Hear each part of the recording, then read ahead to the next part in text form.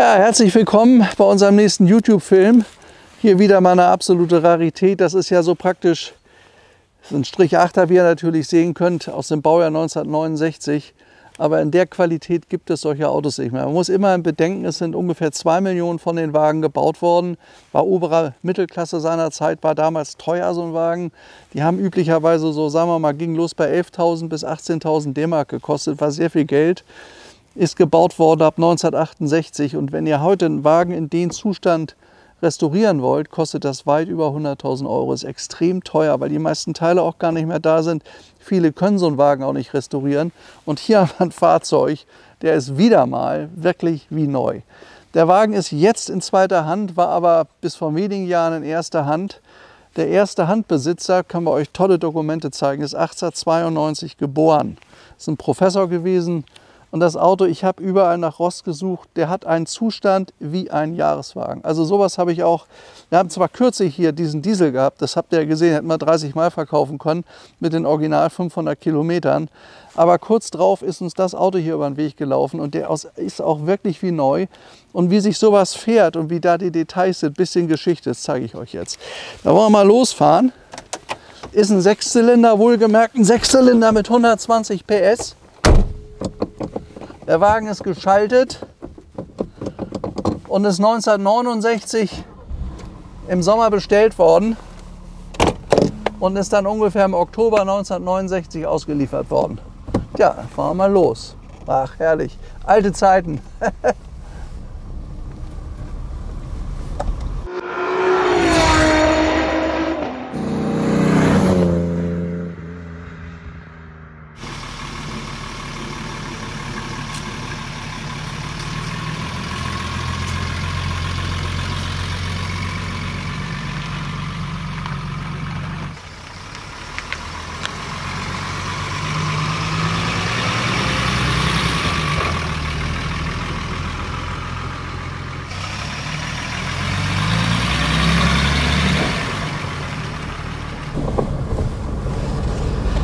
Ja, das ist ein Mercedes-8. Ihr wisst ja, mein Vater hatte selbst einen 200er mit 4 Zylindern.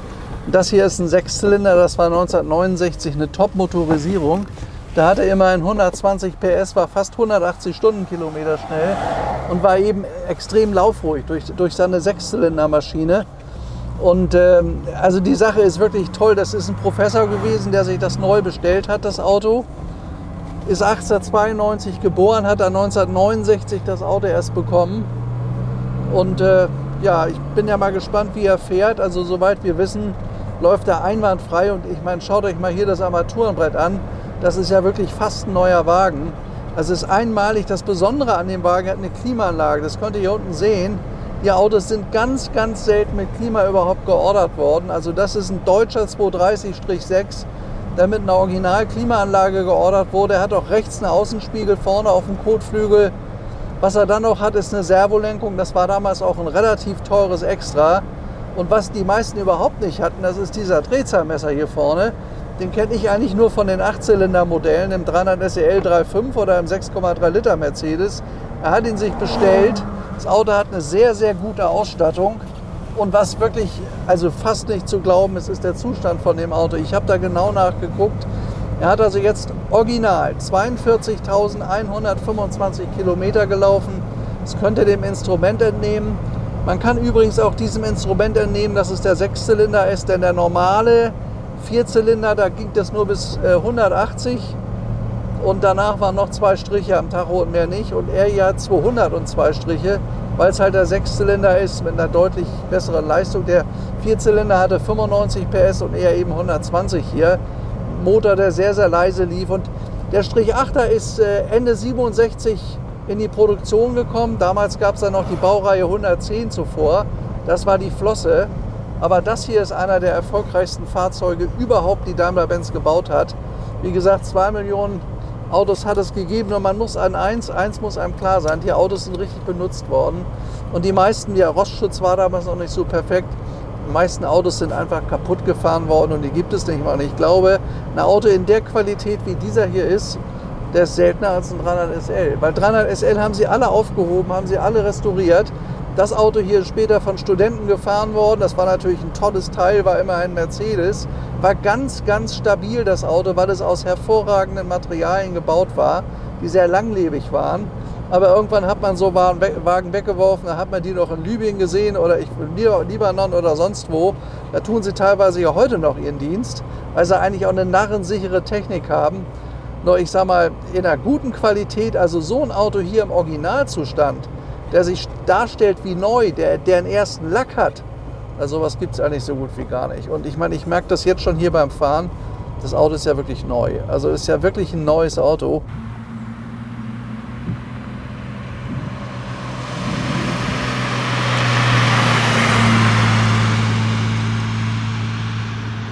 Er hat eine 4-Gang-Mittelschaltung, das könnt ihr hier vorne sehen.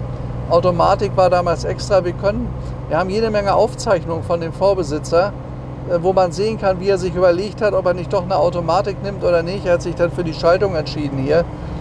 Das ist hier das Kombi-Instrument beim Strich 8er. Die meisten werden das ja auch kennen. Oben war der Tank mit 2 Viertel und 4 Viertel. Rechts war dann Öldruck, links der Temperaturanzeiger. Wie gesagt, normalerweise gab es da die Uhr, aber er hat hier vorne sich ein Drehzahlmesser gegönnt. Das war aufpreispflichtig möglich. Und dann halt eben der Tachometer. Aber die Laufleistung stimmt hier. Und eben, ich meine, schaut euch mal das Armaturenbrett an. Hier ist ja überhaupt nichts kaputt. Das ist alles wie neu. Hat sich übrigens ein Bäcker Europa geleistet. Sind ja heute selten diese schönen, originalen, alten Geräte wie er hier. Unser Käufer damals aus dem Jahr 1969 ist den Wagen da bis 1977 gefahren. Dann ist er leider verstorben. Er war ja Jahrgang 1892 und hat das dann an seine Frau vererbt. Und die muss das Auto ewig gehabt haben, aber kaum noch bewegt haben. Auch die Ehegattin von ihm ist 1906 geboren. Also daraus kann man ja so ein bisschen entnehmen, dass es halt eben wirklich eine andere Generation war. Er hat seinen beruflichen Erfolg ja gestartet in den 30er Jahren. Das darf man nicht vergessen. Er hat in den 20er Jahren studiert, zwar ein Professor, auch offensichtlich ein bekannter Professor. Also wir haben viel Literatur über ihn gefunden. Und das finde ich schön bei so einem Fahrzeug, wenn so ein Wagen gut dokumentiert ist. Also man spürt, top gepflegt, man merkt die geringe Laufleistung bei dem Auto. Und was wirklich bedacht werden muss, ihr seht jetzt hier ein völlig neuwertiges Auto und viele meinen ja, naja, so ein Auto kostet vielleicht 20.000, wenn er gut ist. Aber auch die Autos haben alle über 100 gelaufen, sind alle schon ein paar Mal drüber lackiert. Und dieser Zustand, wie bei dem Auto hier, den könnt ihr nicht mal mit einem restaurierten Fahrzeug so wiederherstellen. Das geht einfach nicht. Und deswegen gucke ich immer nach solchen Autos, wo man wirklich sagen kann, erster Hand, fast nichts gelaufen, fast wie neu. Das sind unverfälschte originale Mercedes und die haben auch diesen Charme, diesen Charakter aus der Zeit. Auch das Auto riecht noch nach Produktion hier. Das können wir jetzt euch leider nicht transportieren über einen Film. Das müsst ihr mir jetzt mal glauben und das ist einmalig. Wenn ein Auto mit heutigen Materialien restauriert wird, kostet das für so ein Auto deutlich über 100.000. Ihr habt aber diesen Charme nicht wie diesen hier. Und hier ist noch nie was auseinander gewesen. Hier ist alles zusammen und der fährt sich so toll. Das ist eigentlich das, was mich begeistert an einem originalen Top-Mercedes. Und wir müssen lange, lange fahren. Also ich fahre im Jahr über 100.000 Kilometer mit dem Auto und gehe Angeboten nach und prüfe ganz genau, ist der Wagen wirklich gut oder ist er das nicht. Wird einem am Telefon oft auch mal ein Märchen erzählt und dann kommt man hin und dann ist es ganz anders, als man sich das vorstellt. Aber ich sag mal, durch unsere YouTube-Filme haben wir die letzte Zeit glücklicherweise tolle, tolle Sachen angeboten bekommen. Und wir versuchen jedes Mal, wenn ich das zeitlich irgendwie hinkriege, auch einen guten Film damit zu machen. Denn eins steht fest, so ein Strich 8er hier wieder wie diesen hier, den könnt ihr am Markt so gut wie gar nicht bekommen. Sowas gibt es nicht am Markt. Und wir haben ein Riesenglück, dass wir euch das wieder zeigen können, weil ihr merkt das, glaube ich, wie schön der sich schaltet. Schaut euch mal die Gummis hier. Das ist das ist alles wie neu, die Schaltkulisse. Da ist nichts kaputt, auch hier vorne, wo der Schlüssel ist. Da ist überhaupt nichts verkratzt. Das Lenkrad ist wirklich wie neu. Das gesamte Armaturenbrett ist neuwertig. Und dann kommt zu dem Wagen dazu, dass er komplett dokumentiert ist. Ich habe also noch nie erlebt in der Akte, dass sogar der Lebenslauf des Erstbesitzers vorhanden ist. Ich werde euch das gleich mal zeigen. Ich habe mir da überall Zettelchen reingemacht. Das ist unglaublich. Also das ist ein so toller Wagen. Und ein Sechszylinder, wenn der gepflegt wird, der hält ja ewig. Das war ja eine Maschine, die hat man fortentwickelt aus der Flosse. Das ist also in dem Sinne jetzt gar nicht mal so ein richtig neuer Motor, nur der ist also praktisch verbessert worden. Wobei hingegen die Karosserie damals, das war ja ein totaler Schnitt zur Flosse. Das war die Baureihe 110, das hieß dann 220S, 220 SE oder 230S oder 200. Das war ein totaler Schnitt. Das war also eigentlich noch ein Design aus den USA, sage ich jetzt mal, mit den Flossen. Aber das hier war ein topmodernes Auto. Der hat eine relativ niedrige Gürtellinie, man hat einen super Überblick. Er ist relativ quadratisch, der Wagen, aber er ist trotzdem noch ein schicker Mercedes. Also das muss ich wirklich sagen. Und man spürt, wenn man mit dem Auto fährt, die absolute Qualität. Also wenn ich bei meinem Mercedes heute die Tür zuhaue, das hört sich anders an als hier, als bei ihm hier. Also hier hat man richtig was in der Hand und es gibt dann dieses solide Gefühl, einen Benz zu fahren aus Sindelfingen.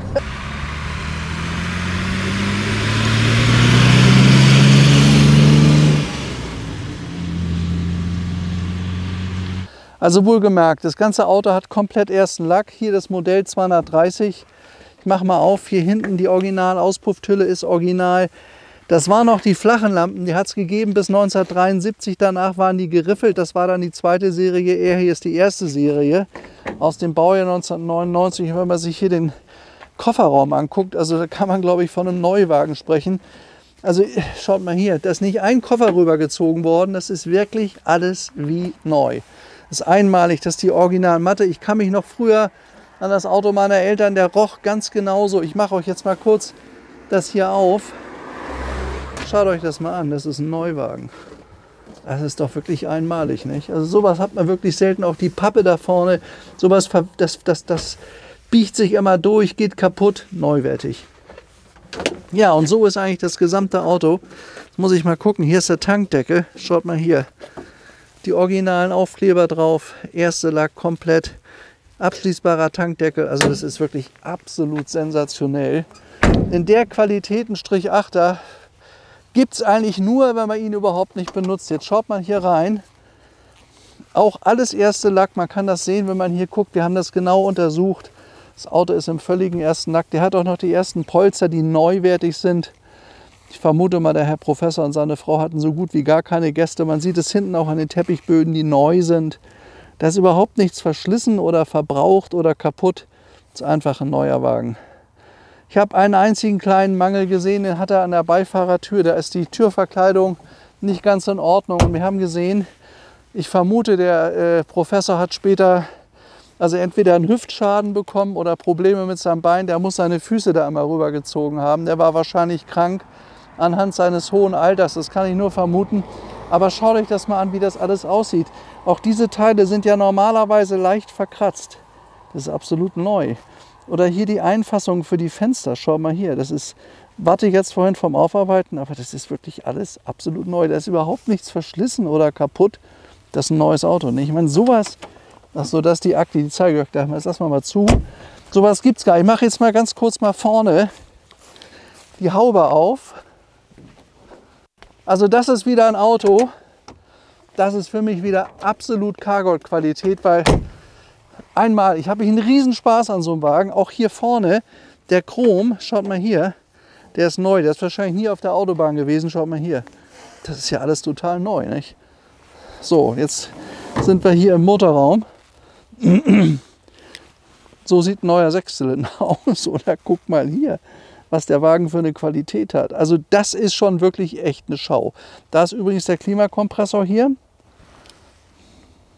Ganz selten beim 230er. Das ist eine Ausstattung, also wer weiß, wie viel es davon überhaupt gibt. Dann hier vorne, da sind sämtliche Extras drin. Der Wagen hat ja eine super Ausstattung gehabt, das könnt ihr hier alles sehen. Und da ist dann die Fahrgestelle, aber auch das hier, also nicht verrostet, nicht kaputt.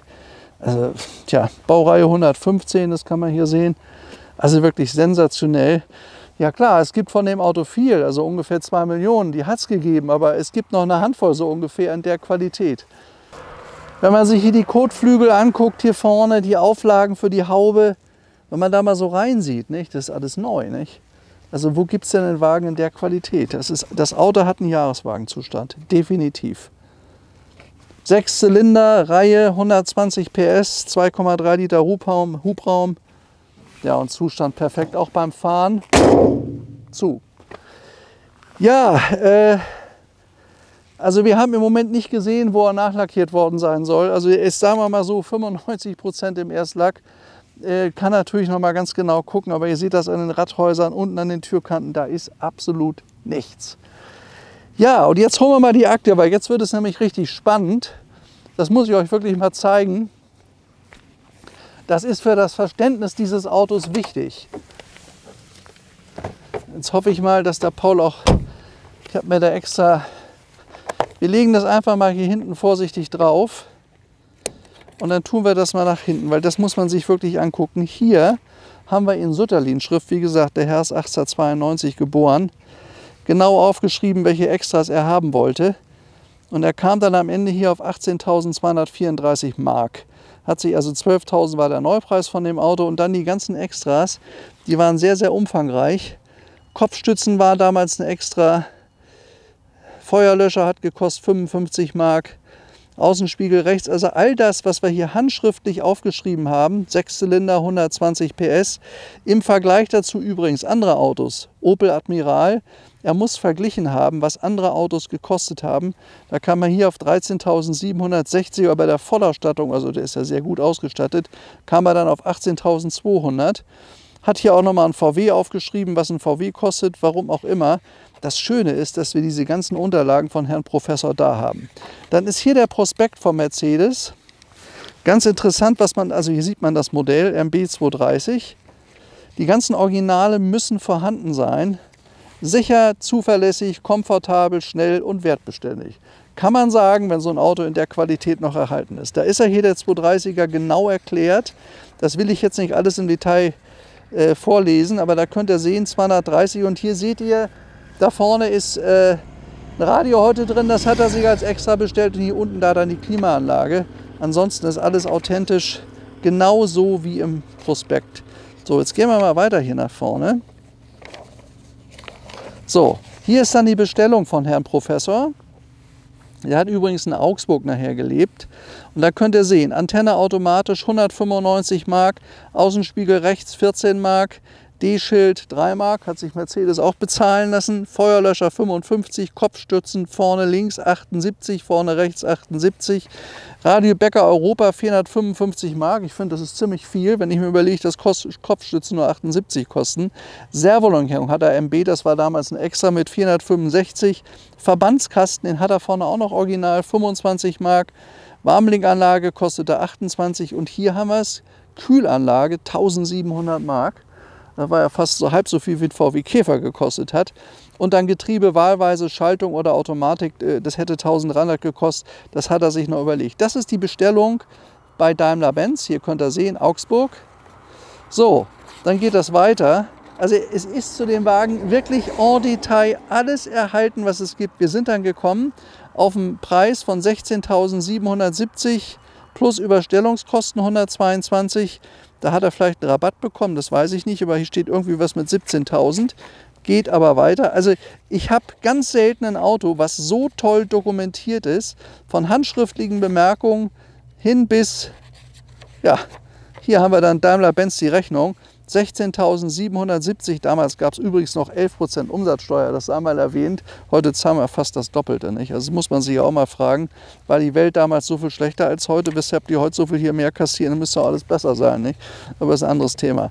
So, 1677, das ist nochmal gewesen am 26. September 69, Daimler-Benz Aktiengesellschaft, dann war hier Sindelfingen wahrscheinlich Abholung, Überstellung, hier ist die Datenkarte. Vom 13.10.69, da ist der Wagen dann ausgeliefert worden. Und hier haben wir, ich weiß gar nicht warum, aber der Mann ist berühmt. Professor der Dr. Phil, Arthur Dr. Schlede, Studium in Berlin, geboren 1892. Also das finde ich irgendwie toll, wenn man das dabei hat, er ist dann gestorben 77 und das kann man den Originalpapieren auch entnehmen, dass dann seine Gattin, die 1906 geboren ist, hier ist der Original Kfz-Brief, wie gesagt, alles in Kopie, die Originale gibt es, fein säuberlich. Augsburger Erstzulassung, der ist dann später mal, also in 2013 hat er wahrscheinlich die Familie dann erst verlassen und ist dann in die zweite Hand gekommen. Also so sieht das aus. Hier könnt ihr es nochmal sehen, Professor 69, 10. Oktober hat das Auto bekommen und umgeschrieben ist es dann am 30. September 77 auf seine Gattin. Das ist der originale Pappdeckelbrief. So, also es gibt hier noch weitere handschriftliche Bemerkungen von Herrn Professor.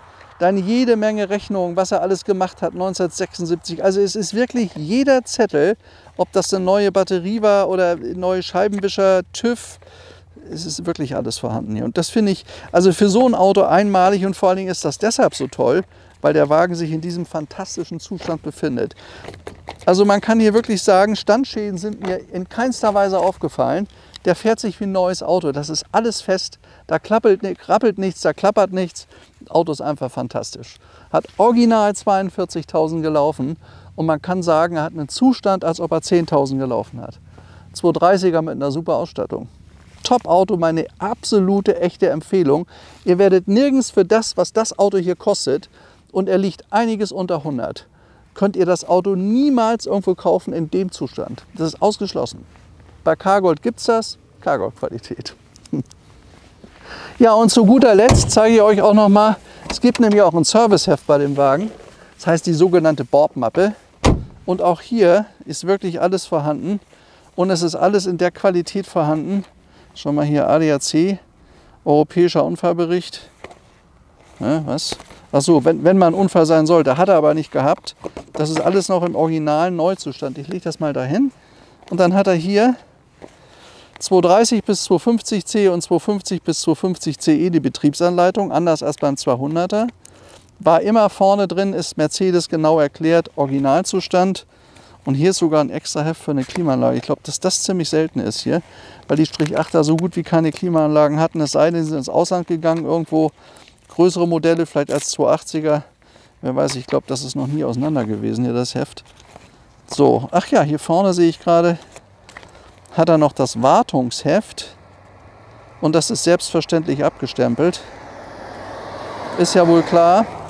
Hier sind die ganzen Wartungsstempelchen 1973, da kann man schon sehen, dass er wirklich nicht viel gefahren ist. Er ist in 4 Jahren 7.500 Kilometer gefahren, dann ist er 74, dann hat er 11.000 auf, ne, was steht hier? Ja, 11.300, also er ist wirklich so gut. Hier 20.000, das war nochmal ein Schmierdienst 1978, also er ist wirklich so gut wie gar nicht bewegt worden. Ne? Und alles in Augsburg abgestempelt, 1983, daran sieht man, seine Gattin ist auch gefahren mit dem Auto, aber halt eben wirklich wenig, 38.000. Ja, hier, also einfach toll. Also das Auto hat wirklich alles dokumentiert, was es braucht. Aber das ist ja eben nicht nur das Dokumentierte, sondern hat hier wirklich einen Zustand, den ich wirklich sensationell finde. Also das kann man sagen, ist ganz verrückt. Also restaurierte Autos, die nennen sich gern Zustand 1. Aber ich finde, das ist eine 1, obwohl man das ja wieder gar nicht sagen darf, weil wenn man dann doch irgendwo ein Pitzelchen findet, ist es keine 1, aber egal. Das ist ein Strich-8er im neuwertigen Originalzustand. Und die gibt es jetzt bei uns hier bei Cargold. Schaut euch das mal an. Der Wagen ist wirklich wie neu. Selbst wenn die Sonne drauf scheint, bei bestem Licht. Ja, top. Mehr und besser können wir nicht sein. Mercedes 230-8, Mercedes 230-6-8 aus dem Baujahr 1969. Er springt super an, übrigens hier typisches Überbleibsel aus der Daimler-Benz der guten alten Zeit. Ich habe die Handbremse getreten, da unten ist der Hebel. Wumm, dieses Gefühl, das ist klassisch für Strich 8. Ich meine, das ist ja auch seinerzeit das Taximodell gewesen als Diesel. Hat sich ja jeder so ein Auto gekauft und wer heute 50, 60 Jahre alt ist, der kann sich daran noch sehr gut erinnern, wie das hier die Taxis waren seinerzeit. Da hängt das Gaspedal aus irgendwelchen Gründen. Das muss man mal ölen. Hast du es gemerkt eben? Ah, läuft ja wirklich wunderbar. Also wirklich wie ein neues Auto. Ich muss jetzt auch gleich mal einen kleinen Test machen, ob die Hupe funktioniert. Herrlich. Mercedes-Hupe, wie man sie kennt. Also das Tolle beim Strich 8er finde ich, es ist total hell in dem Wagen. Also heute sind die Autos ja alle so gebückt und haben so Schießscharten. Das hat er hier überhaupt gar nicht. Das Auto hat riesige Fenster. Man hat eine ganz tolle Rundumsicht bei dem Wagen. Ist total hell im Auto. Wohl Colorglas hat er keines, wenn ich das richtig weiß. Aber es macht ja nichts, er hat ja eine Klimaanlage. Also wenn man es frisch haben möchte, überhaupt kein Thema. Schiebedach hat er sich auch nicht ausgesucht. Da hat er sich wahrscheinlich gedacht, brauche ich nicht, ich habe ja Klima. Aber er fährt auch die Scheibe, hat überhaupt keinen Steinschlag. Das fällt mir eben gerade auf, die ist wie neu. Also da ist von meinen Autos, die ich jeden Tag sehe, die Scheiben nicht so gut aus, die ich jeden Tag fahre.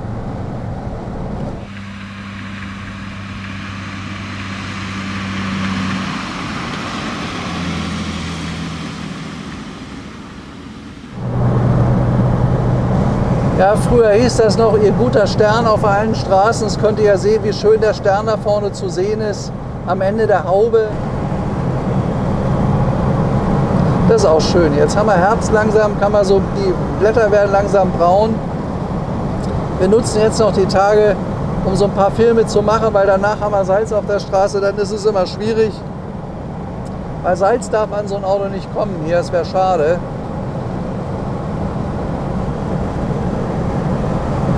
Also er läuft ja vorzüglich, was? Er läuft ja vorzüglich.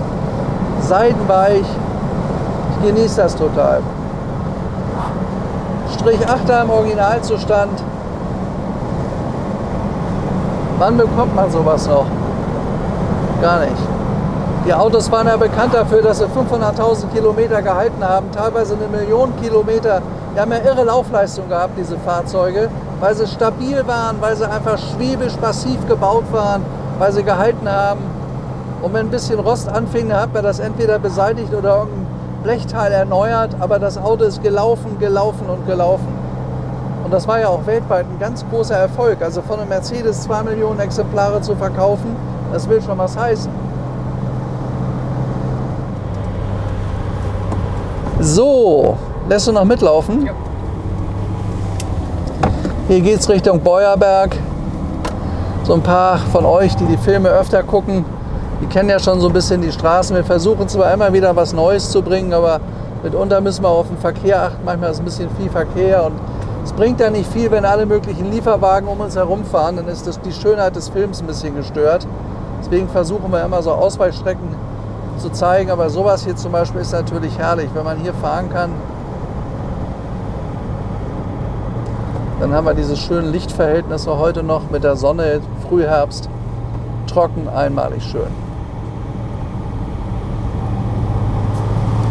Also ich glaube, wenn ihr das Auto so bewegt, wie ich das gerade tue hier im Moment, verbraucht so ein Wagen 8-9 Liter mehr nicht. Er hat ja eine Schaltung, Automatik braucht in der Regel 1,5 Liter mehr. Hier ist die Viergangschaltung.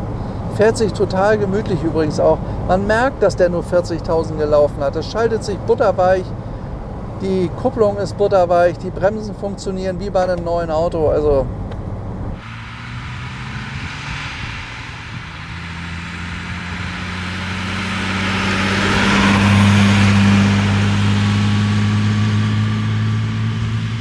so, jetzt bewegen wir uns hier gerade auf den letzten Kilometer nach Beuerberg. Also ich muss sagen, das hat mir richtig Spaß gemacht. Ihr wisst ja, wir machen die Filme auch wirklich richtig Spaß. Ich lebe das ja auch und ich möchte es auch gerne, solange ich das nur immer kann, weitermachen. Und bitte, wenn ihr Anregungen habt oder noch besser, richtig tolle neue Autos für uns, die richtig Cargold-Qualität haben, Top-Sachen, die keiner hat, ruft mich bitte an, wir kaufen an, wir besuchen euch auch sofort. Und wer es ganz diskret haben möchte, läuft das natürlich auch. Ja, und ansonsten wünsche ich euch mal wieder alles Gute. Ich freue mich, wenn ihr auch beim nächsten Film von uns mit dabei seid. Und ja, alles Gute, bis demnächst, euer Stefan Luftschitz und ciao.